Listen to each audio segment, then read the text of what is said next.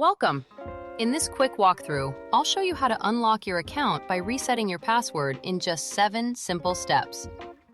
You'll notice the Forgot Password link right below the Sign In button. Go ahead and click that to get started. Type in the email address you used to register, then hit Send to receive your password reset instructions. Check your inbox for the password reset email. When you see it, open it up and click the Reset Your Password button inside. Here's where you'll create your new password. Click into the password field and choose something that meets the security requirements shown on screen. All set? Just tap Save to confirm your new password. Perfect! Now click Sign In and use your freshly created password to access your account. And there you have it! Your account is now unlocked and ready to use with your new password. That's all there is to it. You now know how to unlock your account whenever you need to.